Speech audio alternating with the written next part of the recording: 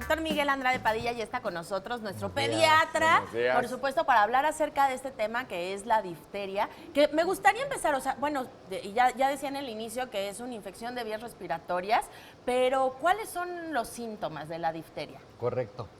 La difteria es una enfermedad que afortunadamente está en vías de erradicación. Ay, qué bueno. Sin embargo, en ciertos países o en ciertos sitios de la República Mexicana, por la falta de vacunación a los niños, ha sido una enfermedad emergente. Y la difteria, como bien dices, ocasiona infección de vías respiratorias altas y bajas y que se caracteriza por fiebre, ataque al estado general, dolor en la faringe, en la garganta, mucho más al deglutirla. Y el mayor problema es que produce unas capas, una membrana en la faringe que puede obstruir las vías respiratorias y ocasionar asfixia en los niños. Entre más pequeño sea el niño, es más grave la enfermedad. Esta bacteria produce también unas toxinas que van a ocasionar alteraciones a nivel del cerebro y a nivel del corazón. Y esa es la mayor gravedad de esta enfermedad, de esta infección. Doc, por como lo menciona, podría parecer que podemos confundirla con otras enfermedades y, salvo lo de lo gris, blanco que comenta, pues podría parecer incluso una gripa fuerte, ¿no? Una faringitis o algo así, pero ¿cómo, bueno, para poderlo identificar, pero cómo podemos evitarlo? ¿Existe vacuna? ¿Hay alguna forma de prevenirnos, tal vez usando cubrebocas o algo así? Sí, el contagio precisamente es por gotitas de saliva al estornudar, al toser, al hablar. Contacto directo con las personas, así es como se contagia esta enfermedad.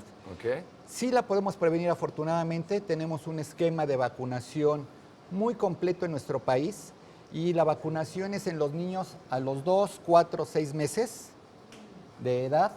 Hay un refuerzo al año y medio y hay otro refuerzo entre los 4 y los 6 años de edad. Esta vacuna no protege de por vida, entonces tenemos que revacunar cada determinado tiempo, aproximadamente cada 10 años, aún en la edad adulta, porque también en los adultos puede dar. No, pues ya nos toca como 2 veces o 3. Sí. Sí, bueno, precisamente acerca de eso hubo un movimiento y existe todavía un movimiento muy fuerte de personas que están en contra de las vacunas y en estos últimos 10 años que ha estado este movimiento cada vez más fuerte, cada vez más viralizado en redes sociales y en algunos medios, se han visto las consecuencias, ¿no? De algunas enfermedades que ya estaban prácticamente erradicadas y están volviendo a suceder. Si yo soy un padre o una madre o el encargado de algún menor que me di cuenta que los papás no se lo pusieron y se decide entre familia que sí se va a hacer y el niño ya tiene a lo mejor 6 años, 7 años, 10 años, ¿se puede aplicar todavía? Sí, claro, se puede aplicar. No es la misma vacuna que antes de los 6 años. Okay. Porque la vacuna antes de los 6 años viene junto con otras 2 vacunas que es difteria, tétanos. Entonces, difteria, tosferina, tétanos vienen juntas. Después de los 10 años hay una presentación únicamente de difteria o difteria junto con tétanos. Pero sí se puede aplicar, a cualquier edad se puede aplicar. Okay. Si no ¿Y es hay, lo más recomendable? Claro. Si no hay un esquema previo de vacunación, es iniciar a los 6 años con 3 dosis y sus refuerzos subsecuentes, al año y medio y 4 o 6 años después. Pues hay que aprovechar para aplicársela, pero algo que me llama la atención, por ejemplo, muchas veces nos automedicamos, que obviamente está mal, ¿no? Pensamos, es una gripa o me siento medio con el cuerpo cortado, me voy a tomar eso, me voy a tomar lo otro. Aquí lo preocupante es, con la difteria podemos morir. Sí, claro, por asfixia, por las placas estas grisáceas que se generan en la faringe o en el árbol bronquial, que obstruyen prácticamente la vía respiratoria. Y entonces los niños se asfixian, empiezan a tener problemas. Ya lo hemos comentado en varias ocasiones. Ante cualquier problema infeccioso, fiebre, ataque al estado general, crecimiento de ganglios, dificultad para comer, para deglutir, llevarlo al médico. Claro. El médico, con la exploración física y si es necesario algunos exámenes de laboratorio, se realizarán al niño para identificar perfectamente la causa de esa faringitis. Okay.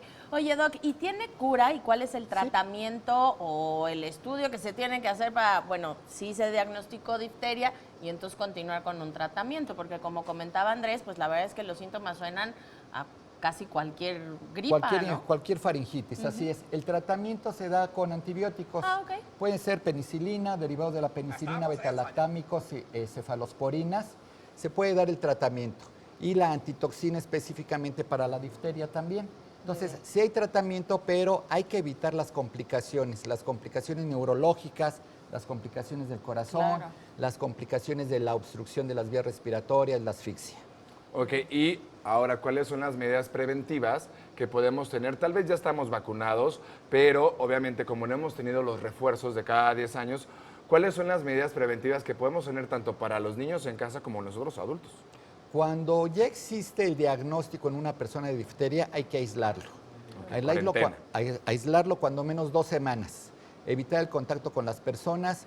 Si las personas necesitan estar en contacto con este niño, utilizar cubrebocas, lavarse perfectamente las manos, identificar precisamente los utensilios de comida, por ejemplo, la ropa de cama, en donde Ok. pueden quedar las gotitas infecciosas. Ok, Y aislarlo. Oye, doctor, y esta parte que me quedé como un poco, pues, con la curiosidad y preocupada también de las toxinas que ya nos comentabas que se llevan al corazón y al cerebro.